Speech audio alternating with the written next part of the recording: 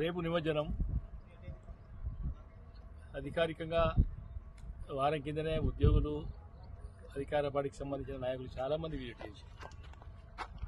Visit అని ఈ లోపల అయిపోతున్న ఆలోచన కొద్ది మనం వచ్చి చూసినట్టయితే ఎక్కడిది అక్కడే ఉంది. ఆ తోబ ఇంకా టోటల్ కంప్లీట్ కాలే, బొందలు ఉంది. వచ్చేటి చాలా పెద్ద విగ్రహాలు ఇప్పుడు లైట్లు పెడతా ఉన్నారు.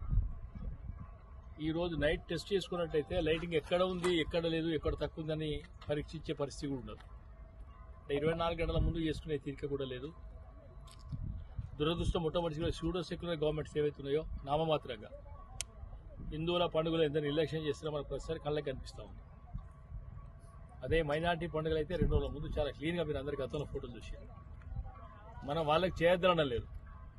ఓటు బ్యాంకు రాజకీయాల కోసం వాడుకునే విధంగా వాళ్ళని వాడుకొని హిందువుల కులాలను ఆసరాగా తీసుకొని ఏం లేదులే ఏం చేసినా నడుస్తారనే ఉద్దేశంతో ప్రభుత్వాలు ప్రయత్నిస్తూ ఉన్నాయి. ఆ రకంగానే బిహేవ్ చేస్తూ ఉన్నాయి. ఇది సరైన విధానం కాదు. మళ్ళీ దురదృష్టం రాష్ట్ర ప్రభుత్వం ఎన్ని డబ్బులు ఇచ్చిందంటే ఇక్కడ లెక్కకు లేదు. కేవలం హైదరాబాద్కే పరిమితమై హైదరాబాద్లో ప్రభుత్వం కూడా పెడుతుందా, కార్పొరేషన్ పెడుతుందా కూడా మనకు తెలియదు. కానీ ఇక్కడ పెట్టే ప్రతి డబ్బు మన ట్యాక్స్, మన డబ్బే మన మున్సిపాలిటీ ఖర్చు పెడతా ఉంది.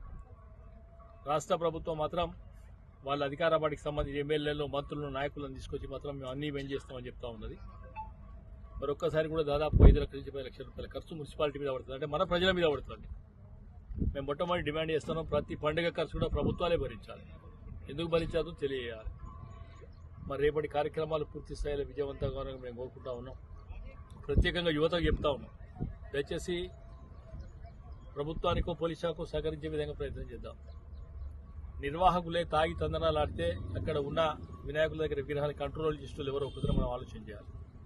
అందుకోసం ప్రశాంతంగా, శాంతియుతంగా మన శక్తి, హిందువుల శక్తి ఎంత ఉందో ఆ రకంగా ప్రదర్శన చేసే విధంగా కూడా మనందరం రేపటి నిమజ్జనంలో పాల్గొనాలి.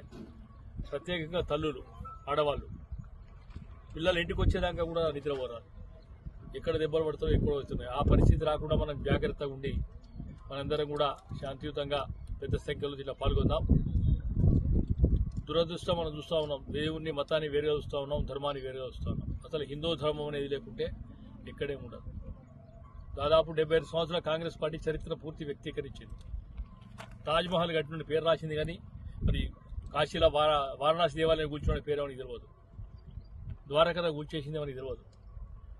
ఇవన్నీ కూడా మనందరం కూడా చైతన్యం, ఇప్పటికే హిందూ చైతన్యం బాగా పెరిగింది కనుక ఇదే విధంగా మనం పాల్గొందాం. రేపు పాల్గొనే కార్యక్రమం వందలాది మంది, వేలాది మంది కూడా మనందరం కూడా శాంతిగా పాల్గొనక కోరుతా ఉన్నాం. మరొక్కసారి కూడా అందరికీ కూడా వినాయక చవితి, రేపు నిమజ్జన శుభాకాంక్షలు.